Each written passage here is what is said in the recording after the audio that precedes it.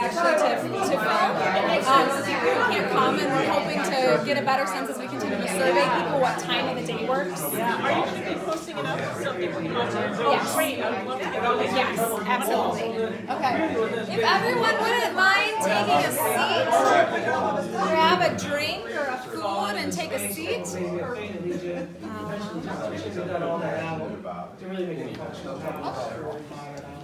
And I am going to, well, first, I'm Abby Samuels from the American Cancer Society. Thank you everyone for coming out today. My colleague Catherine and I have been working to try to create some networking events because we love to network and want to find a way to engage with the community and give back in it that's different. We both work full-time in Ann Arbor in community events and trying to bring the work of the American Cancer Society to people. I'm not going to do much plugging for the ACS right now because this is really about the stories we're about to hear and an opportunity to meet each other. But I will share one thing that's going on right now. Catherine and her student volunteers at University of Michigan are currently doing a Grow Blue campaign. So many of you have heard of No Shave November or Movember, and it's drawing awareness to men's health issues.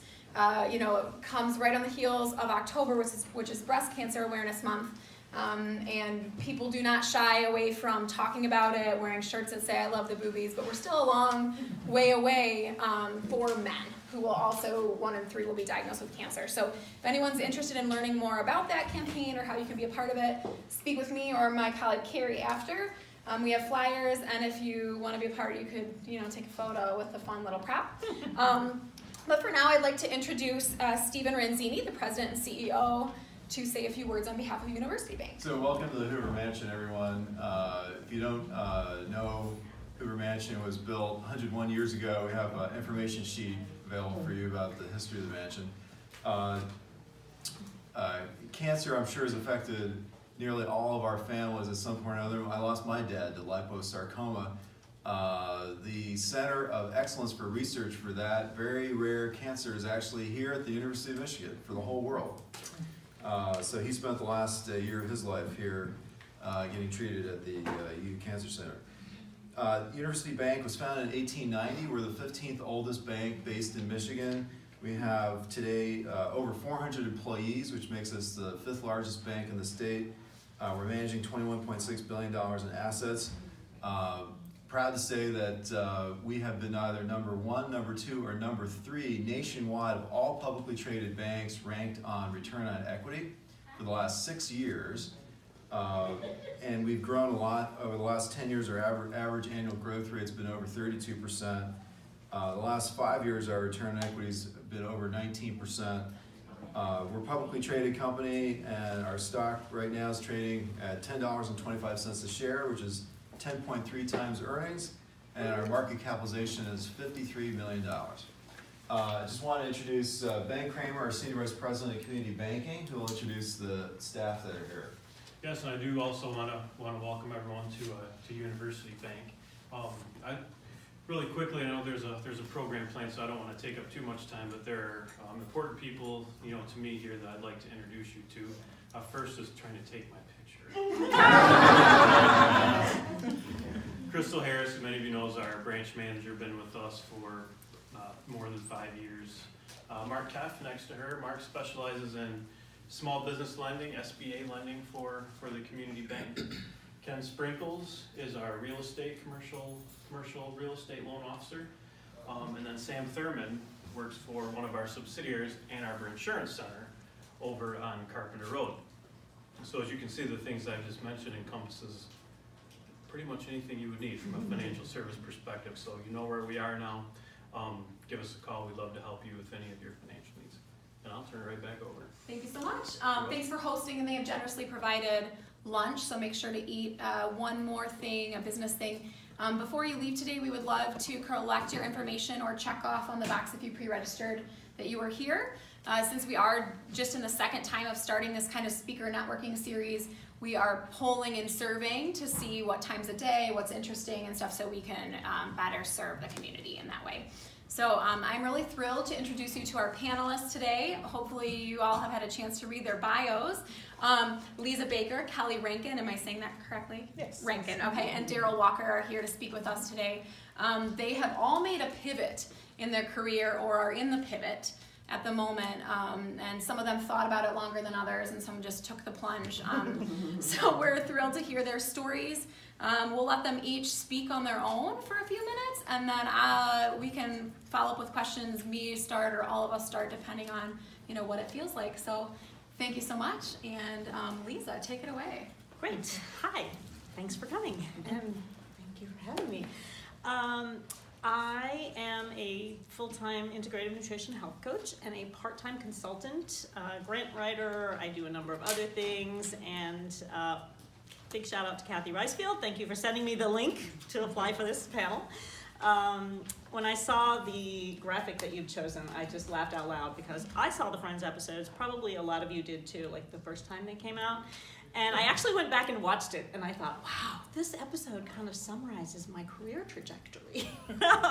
So if you don't know the story, we'll sort of go through it. But I started out as a foreign language teacher. I taught Mandarin Chinese and Russian at the elementary, high school, and college level, and I met my husband that way. And if you know anything about academia, you probably know it's very hard to find a job at the same university if you're an academic couple, and if you happen to be in the same field, you'll be commuting. Pretty guaranteed. So that was sort of my first pivot, and if you know the episode, Ross says, pivot! So that was the first pivot. And I decided to go back into the restaurant industry just because I had been making money that way through school, and got into the food industry, and when we moved to Chicago, sort of my first stage of being a tag-along spouse, where you're always finding a job, but not necessarily career, I went to culinary school and opened a private chef and catering business. And then we had kids. Pivot! So, kids pretty much need you 24/7 initially, and then after a while they'll settle for nights, weekends, and holidays. And if you're a caterer, guess when your clients want you? Nights, weekends, and holidays. So I left that and became a parish administrator. Pivot! So, after doing that for a while, we moved to Southern California, and here I am, the tag-along spouse. Again, just take whatever job I can to make some money, but this one was kind of cool because I got to dip my toe into what's called the industry if you live in LA. So I met people like Shonda Rhimes and Ron Moore, and really, it was kind of a fun job, but not really having anything to do with what I planned to do with my life. So then after we left there, we moved to Ann Arbor, and I became an executive assistant at a local nonprofit and have held all kinds of different positions and worn a lot of different hats there. It's a nonprofit that really tries to increase community health and wealth through food. And it was an incredible place to work. I have gone from being a part-time contractor to a full-time and overtime employee and back down. And in 2016, I actually became in 2014, I became an integrative nutrition health coach. Because while I was working in food, I realized there is so much more, and I know Larry will talk about this too, right? There's so much more that nourishes us or toxifies us than food. It's about all kinds of things. And I like to tell my clients that, if you don't like your job, if you hate your boss, if your marriage is in a shambles, if your kids are driving you crazy, you don't work out, you don't have a spiritual practice, like all the kale smoothies in the world are not going to help you. They're not, right? So I ended up getting certified as a health coach, and I very intentionally pivoted away from my current job, and I went down to a part-time contractor status. And at the end of this year, that contract is going to end. So I'm wondering whether I can actually make it as just a coach, but I'm also applying for some things on the side. And so that's where I am right now. And I don't know how much we want to actually get into the career advice, but from that long and gory story, I will say that if you look at my resume, you'll either think, this woman is completely unemployable, or you'll look at it and be like, this woman can do anything.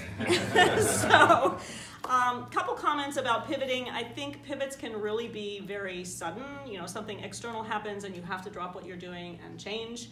My pivots have been very gradual, shifting.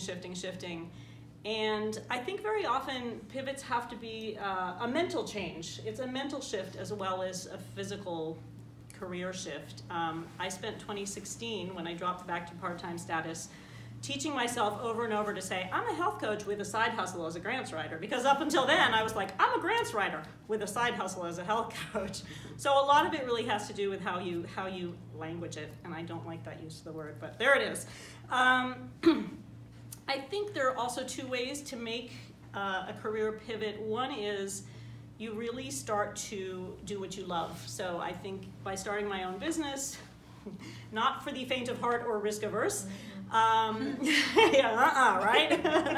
I really am trying to do what I love. I'm trying to make what I'm passionate about into a way to make a living.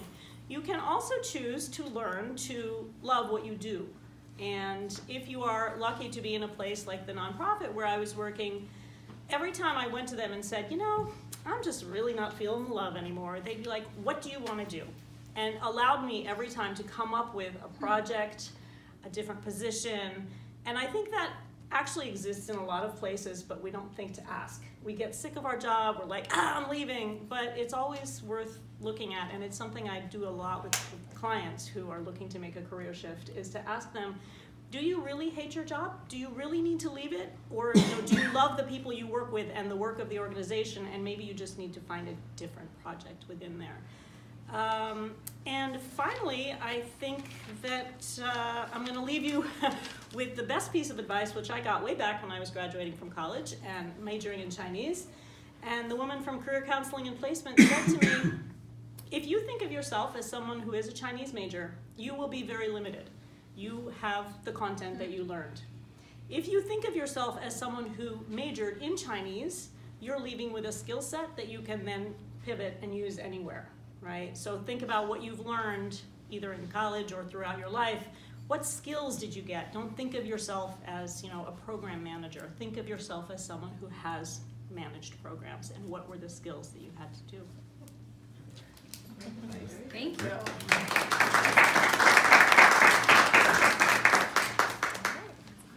Yeah, Kelly. Okay. Thank you for having me. It's an honor to be here. Kelly Rankin.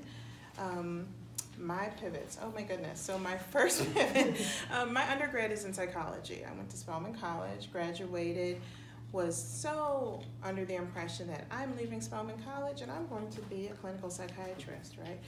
And started applying and didn't get into graduate school.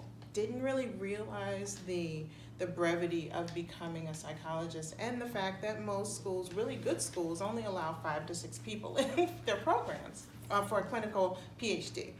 So I remember, like it was yesterday, calling my mother and saying I didn't get into a program. And that had never happened to me before. Like, what is happening right now? And so, I got into some master's programs. I was like, I don't want to do that. I want, I'm going for the gusto. So I remember it like it was yesterday. It was like 2 weeks before graduation. And my mom said, well, what are you going to do? Because you are going to do something, because you also have these student loans. Long and short, call my uncle, and my uncle's like, okay, come to Lear. You can come to Lear Corporation, work for the summer, figure out what you're going to do. Okay, well, 25 years later, VP of quality for our joint venture, integrated manufacturing and assembly. I'm like, really, what do I want to do? This is not what I want to do with my life, but it's been great, right? I've traveled the world. I've seen so many things. It's been awesome. And I'm talking to my uncle still, and he's like, you need to do something that is your passion. My grandmother had passed away 2 years earlier, and I said, I really love to bake with Nanny. Let's see what we can do around that. So started researching. I found Nothing Bundt Cakes. Loved it. They were not doing anything in Michigan at the time, but I just kind of kept my finger on that pulse. Well, 2 years ago, I was in Texas at a operations review with my team members, and the plant manager said, "Don't worry, Kelly, I got buntinis coming in. I'm bringing the buntinis." I'm like, "Okay, fine." You know. Is that a mini bundt cake? That is it's a bite size. I'm sorry, it's a bite size bundt cake. Yes, I'm sorry. You know, in the bundt world, there's so many bundt. So anyway, so they come in. My whole team is there. My team is like, "What the heck is this?" Right? And I'm like, "Oh, it's buntinis. It's from Nothing Bundt Cakes." You know, and they're like, "We need to." I said, "I've already been researching it. They're not doing anything in Michigan." Fine. We get to the airport. My colleague, my HR vice president, he says, "Well, they're in Michigan now." They had literally just opened up the territory the week before. Following week, I'm on the phone with the company and signed my franchise agreement that August. Well, if any of you know anything about opening a business in Novi, it was a challenge. Long and short, we opened almost a year ago. We'll be celebrating our bakery birthday, our first bakery birthday on November 29th. So it has been, thank you.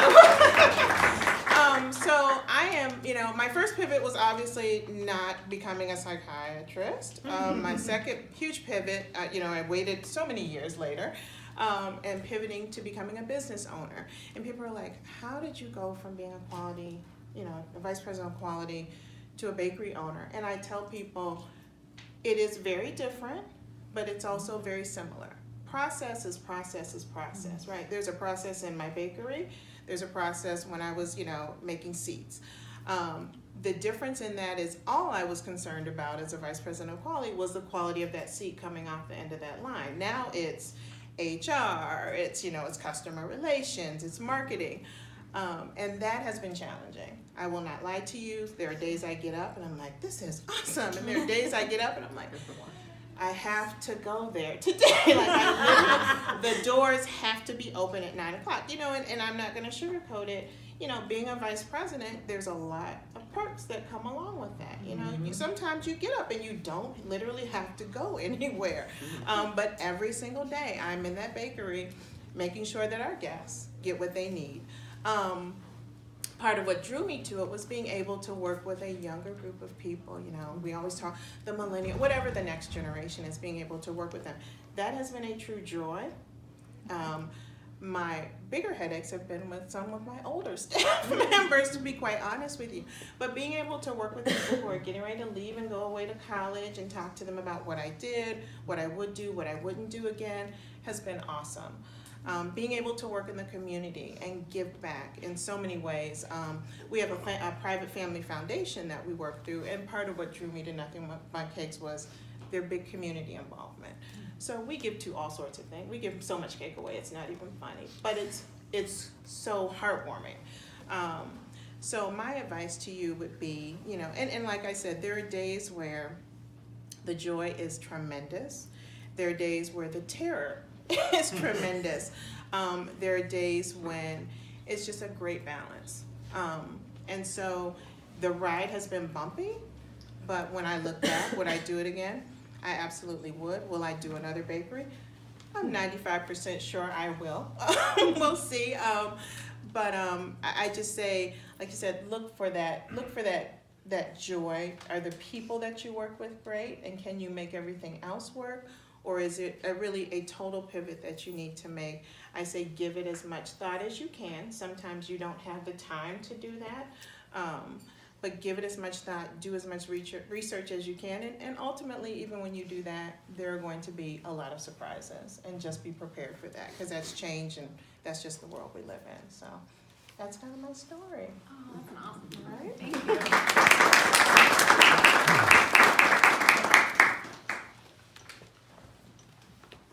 The greatest discovery of my generation is that a human being can alter his life by altering his attitude.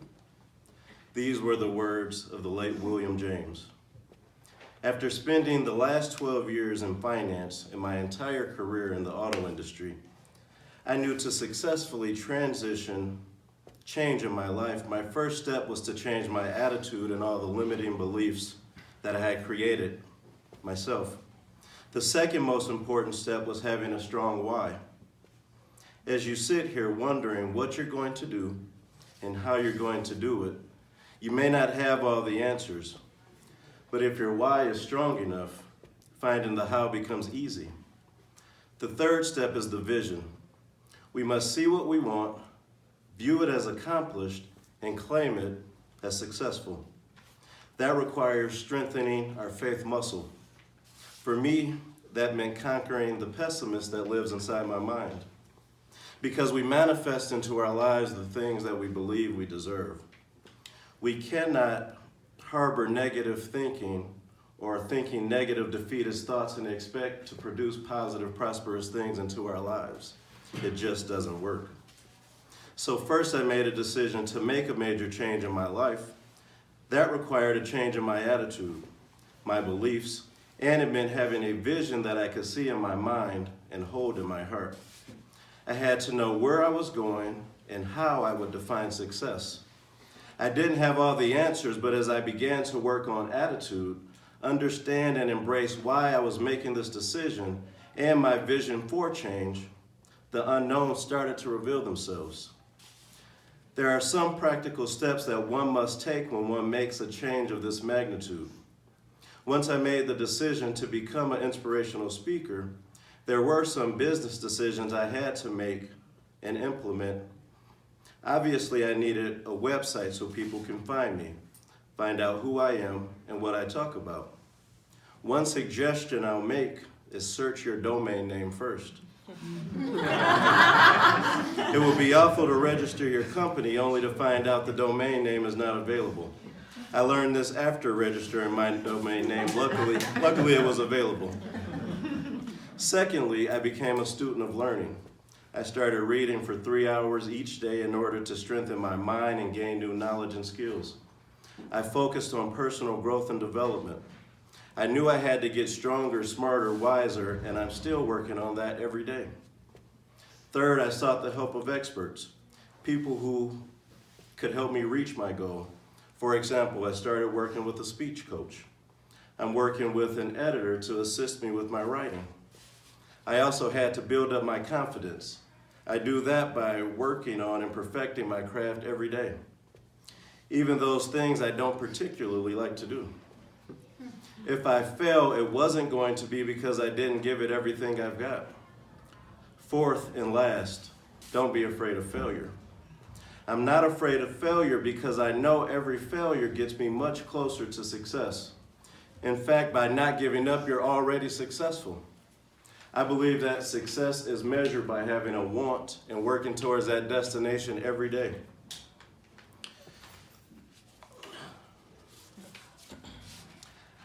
I'm risking everything to make this change in my life. I won't suggest that you do the same, but for me, I wanted complete and total focus on my definite purpose in life. Remember, this is your vision. Others will not see what you see or even understand what you're doing. You have one life. The only question is, will you seize it or will you let it slip away? I'm Daryl Walker. That's it. If you're at the bio.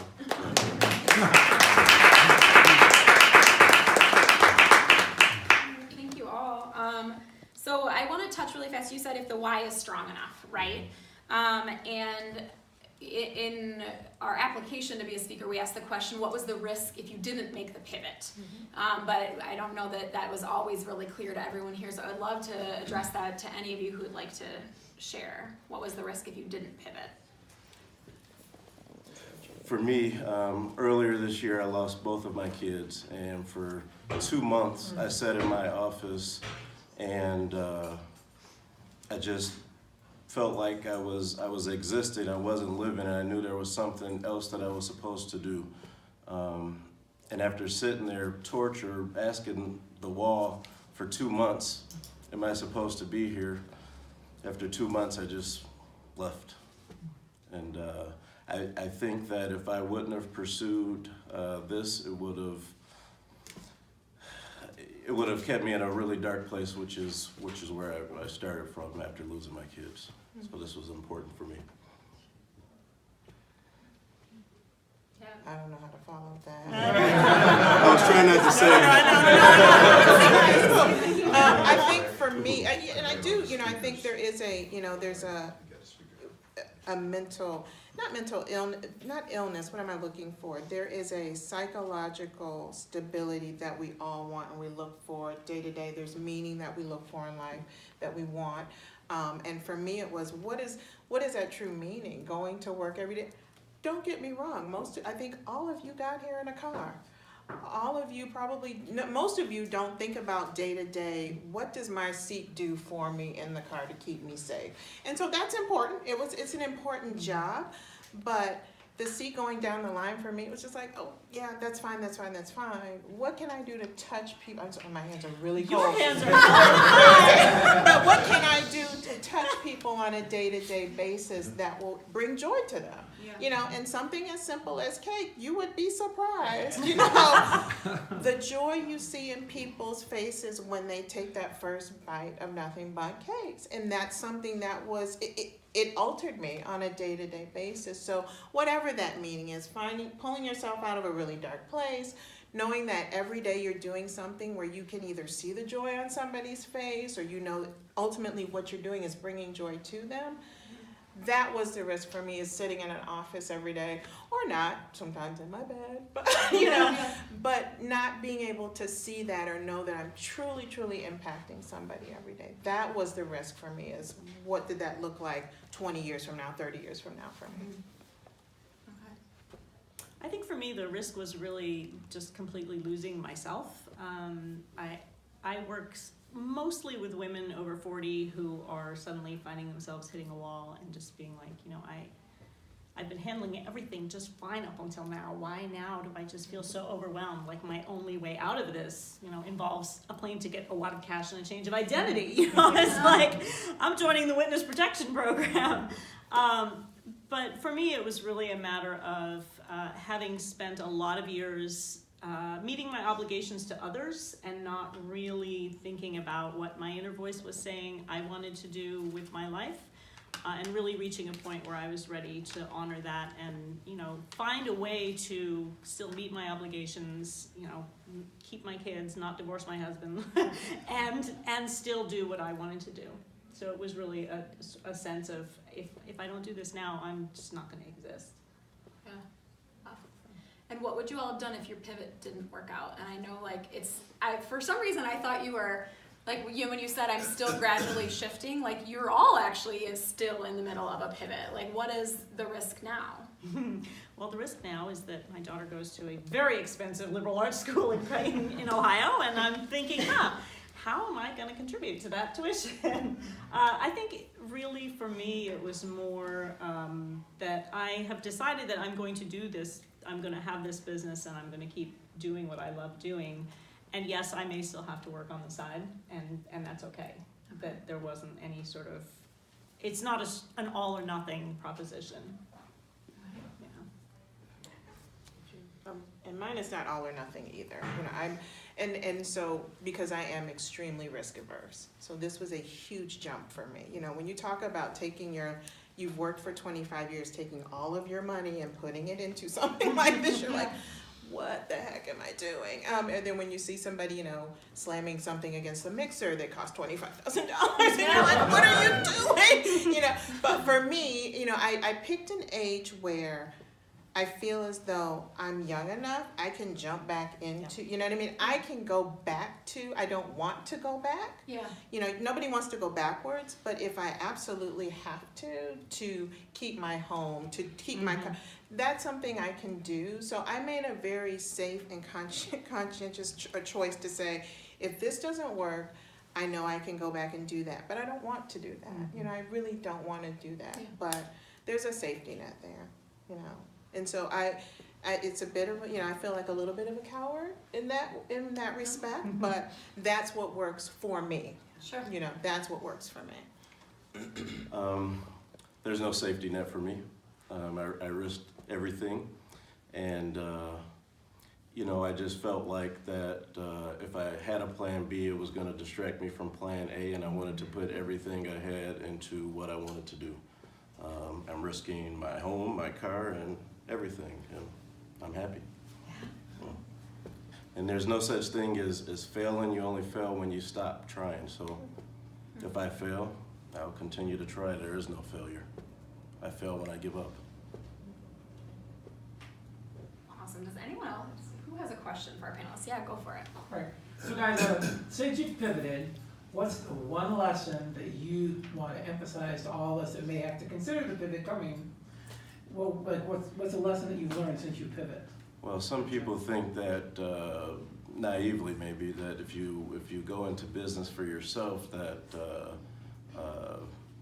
you're working less. Well, you're working a lot more. You're working double, triple. But when you're doing something that you enjoy, when you're working in your purpose, it's not like work. So I can work until 1 o'clock in the morning, 2 o'clock in the morning. I can get back up at 5 o'clock in the morning, and I feel good because I'm working in purpose. In fact, it's hard for me to stay asleep at night because I want to get up and work on what I want to do. And I would echo that. I would say that it is a lot more work than you ever have imagined. I know that I am, 7 days a week. I am up, I'm brushing my teeth. I'm thinking about flour. I'm doing this. I'm thinking of, I'm serious, like, do I have enough boxes? Do I have this? Do I have that? So it can become all consuming.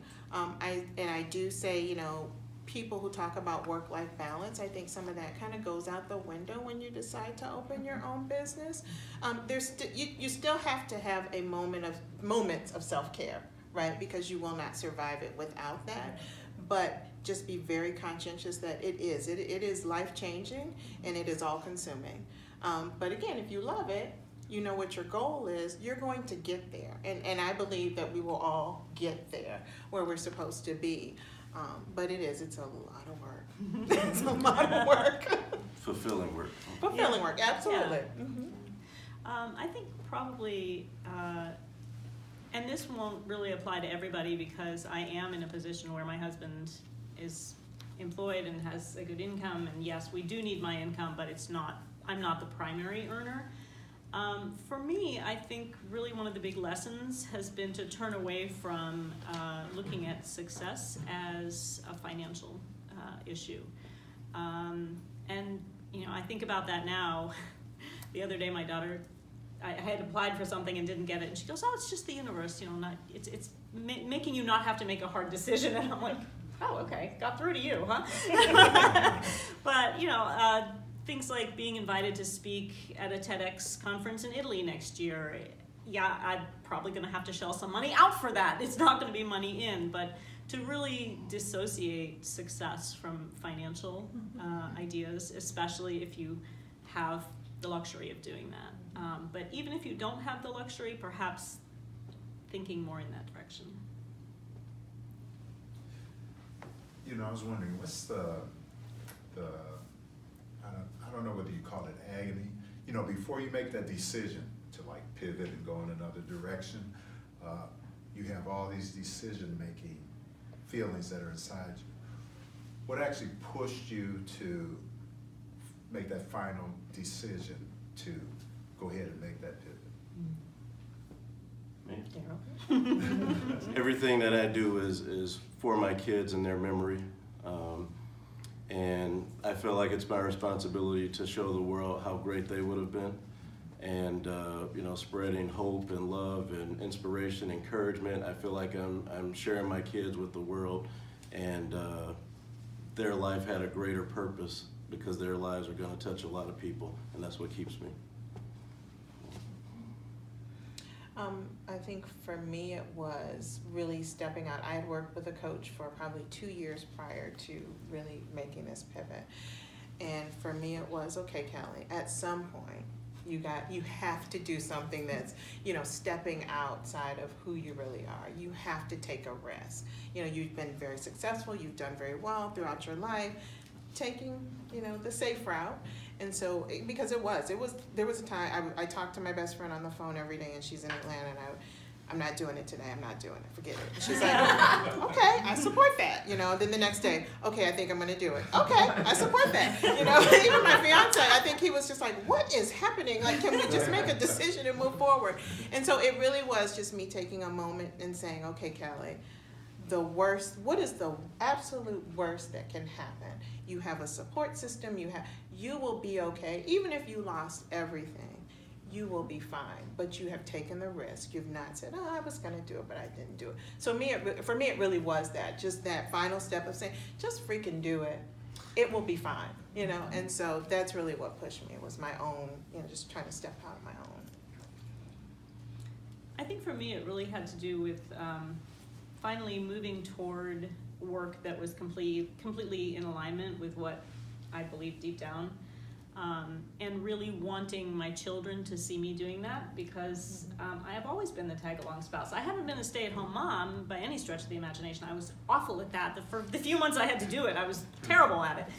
But, you know, really showing my children, modeling for them what it is to live in alignment with what you really believe and what you really want to do. Anyone else? What's the biggest mistake you made so far, and what was the learning lesson out of it? Great question. Yeah, you bring that. That we learn the most from our mistakes. And like Yes, you said, absolutely. we're either winning or we're learning, you know? So. Yep. My biggest mistake, and I'm still living with it right now, was a poor hire that I made. And it was someone who I took on the word of another person, and I know better. But I'm still living with that. So that means I am physically in my bakery every single day that it's open right now, because I can't leave it to, you know, even now, I so want to get my phone out and look at the cameras. I'm not going to, because they're fine. You know? But just, you know, it was a poor hire. And I still have to work my way out of that. I'm not the type of person that's just going to fire somebody on a dime. I'm not going to, you know, cut off my nose to spite my face. But what I learned from that was, you know, follow your gut, do the due diligence that you know is right, and don't take those shortcuts, because ultimately it will impact you for the long term. And so that's probably the biggest lesson that I've learned, but I learn something every day, because I make mistakes every single day. So it's just part of being who we are, right? I haven't had any really big mistakes, maybe a lot of small ones. Yeah. But maybe just not doing enough research and spending more money than I should on something in particular, or you know, I would say that's about it. You know, I haven't really made any big mistakes. I'd agree with Daryl. I feel like there's a mistake a day. But very often we say in coaching, you know, your mess becomes your message. And so the things you sort of work through yourself is what you end up coaching your clients through. And I think that's very true, because I think especially as a small business owner, it's very easy to get very distracted by the newest shiny object. Oh, you should be doing webinars. Oh, you should be doing this. Oh, this is how you market. And you start doing everything that everybody else is doing because everybody else says to, and you're like, wait a minute, what do I tell people? I tell people, get back in touch with your inner voice. Like, what is your inner voice telling you to do? Is it telling you to go and do a high-intensity interval training workout, or is it telling you to do yoga? Listen to that voice. And there's no difference. It's like, why are you doing Facebook Lives if you're so uncomfortable doing them? Like, no! So really just small things like that. Looking at, are you really following what feels right to you, or doing it because someone else said you should? I think it's important to protect your vision. You know, I think when my family realized that I was walking away from a six-figure career to make Instagram videos for free, they felt like I should maybe be locked up in a small room somewhere and got the key. So protect your vision. Yeah, I think that's actually a really important point to raise, is who's your support system, and are they really being supportive, or do they have their own agenda? I sort of, you know, when I walked away from teaching languages, I was like, sorry, Mom, I know you paid for that bachelor's and master's, but you got a really good son-in-law for it, you know? It's kind of like, are you really supporting me, or are you just like, why would you walk away from this? You should not be doing, again, it's that should. And then there's sometimes some shock, because it can be the people that are closest to you. Yeah, yes. You know, when you're going through that, you're realizing that, and you feel it, and you know, it's strange. It was strange for me. So.